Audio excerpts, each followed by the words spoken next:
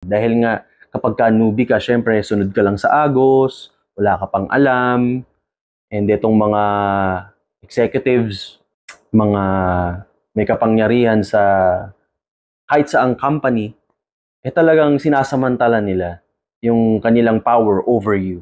Alam nyo, nung lumabas po itong balita about kay Mr. Sandro Mulak, nagbalik po sa akin yung sakit din po na, yung hirap po ba namin nung after na maalis ako sa network, yung hirap namin na mag-hustle, mag-haggle sa lahat ng possible kung pwedeng maging shows, sa possible ko lahat na pwedeng maging trabaho. Kasi nung time na yon, TV lang po ang buhay ng artista or ng singer.